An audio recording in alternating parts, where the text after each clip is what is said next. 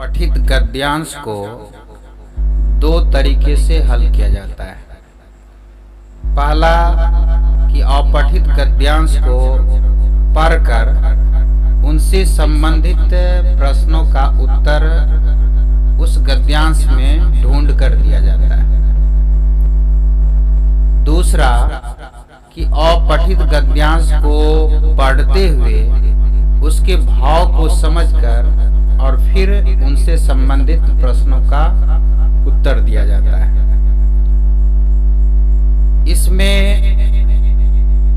सही होने की संभावना उसमें अधिक होती है जिसमें गद्यांश को पढ़कर उस गद्यांश के भाव को समझ लिया जाता है। आइए इस गद्यांश को पढ़ते हुए इसके भाव को किस प्रकार से स्पष्ट हम कर सकते हैं वो देखते हैं। संघर्ष के मार्ग में अकेला ही चलना पड़ता है। संघर्ष के रास्ते में व्यक्ति को अकेला ही चलना पड़ता है। कोई बाहरी शक्ति आपकी सहायता नहीं करती है। जब आप संघर्ष कर रहे होते हैं तो आपको कोई बाहरी शक्ति मदद नहीं करती है।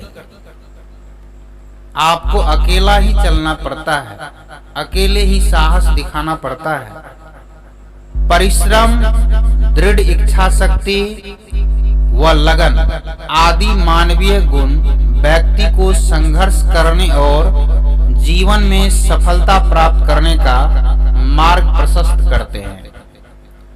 यानी परिश्रम, आपकी मेहनत, आपके अंदर की दृढ़ इच्छा शक्ति और आपका लगन, ये जो मानवीय गुण है, यही आपको संघर्ष करने और जीवन में सफलता प्राप्त करने के राह में आपको आगे ले जाते हैं। दो महत्वपूर्ण तथ्य स्मरणीय है। प्रत्येक समस्या अपने साथ संघर्ष लेकर आती है।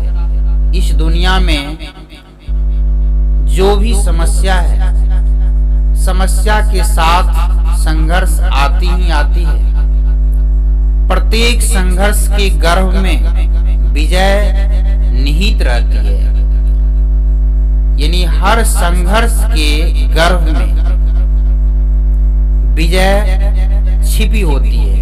यानी आप जो संघर्ष कर रहे होते हैं उस संघर्ष में ही आपकी जीत छिपी होती है।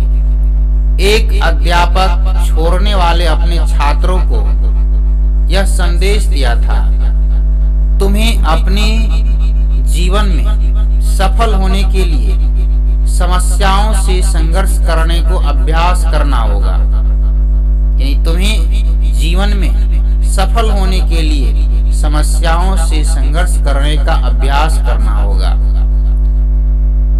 यानी समस्याओं से संघर्ष करने को सीखना होगा, तभी तुम अपने जीवन में सफल हो सकते हो। हम कोई भी कार्य करें, सर्वोच्च शिखर पर पहुंचने का संकल्प लेकर चलें। यानी आप जिस भी काम की शुरुआत करते हैं, जिस काम को करते हैं, उस काम के शिखर तक पहुंचने का संकल्प लेकर चलें। सफलता हमें कभी निराश नहीं करेगी। अगर हम संकल्पित होकर उस काम को करेंगे तो हमें सफलता कभी निराश नहीं करेगी। समस्त ग्रंथों और महापुरुषों के अनुभवों को निष्कर्ष यह है कि संघर्ष से डरना अथवा उससे विमुख होना अहितकर है। यानी जितने भी ग्रंथ और महापुरुष के अनुभव है, इस तमाम अनुभव का यह निष्कर्ष निकलता है कि जो लोग संघर्ष से डर जाते हैं, संघर्ष से विमुख हो जाते हैं, उनके लिए ऐसा करना अहितकर है, मानव धर्म के प्रतिकूल है। मानव का ये धर्म नहीं कहता कि आप संघर्ष से डर जाएं और उनसे विमुख हो जाएं और अपने विकास को अनावश्यक रूप से बाधित करना है।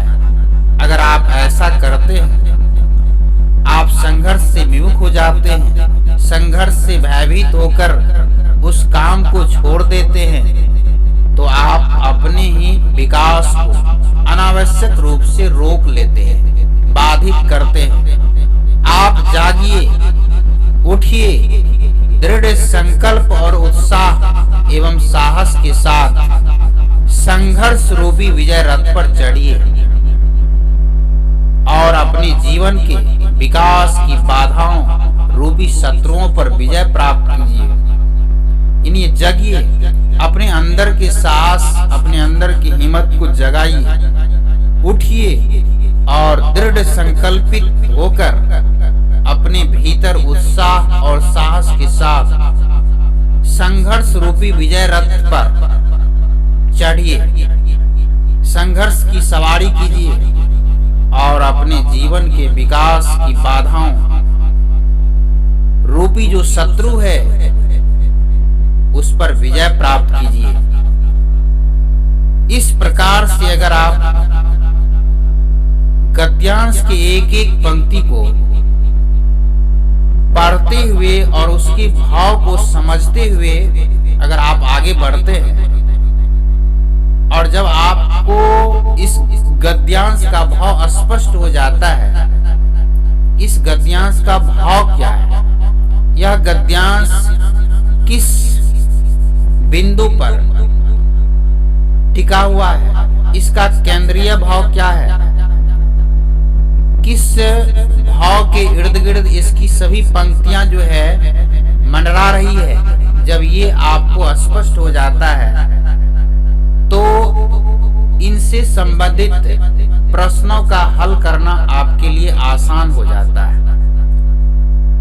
तो इस गद्यांश को पढ़कर और इसके भाव को समझाते हुए हम आपको ये बतलाने की कोशिश की है कि आप इस गद्यांश को, यानी किसी भी परीक्षा में जब आप बैठें और आपके सामने अपठित गद्यांश हो, तो आप उसको इस तरीके से पढ़ें और इस तरीके से अगर पढ़कर गद्यांश के केंद्रीय भाव को आप अगर समझ लेते हैं तो आपके लिए उस गद्यांश से संबंधित प्रश्नों का हल करना आसान हो जाएगा।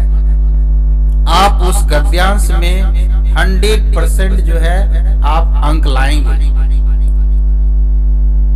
यदि आपको हमारा यह गद्यांश समझाने का तरीका अच्छा लगा हो तो इस वीडियो को लाइक कर दें और इस हमारे चैनल पर पहली बार आए हैं तो इस चैनल को सब्सक्राइब कर लें। आपने अंत तक हमारे इस वीडियो को सुना, इसके लिए आपको धन्यवाद।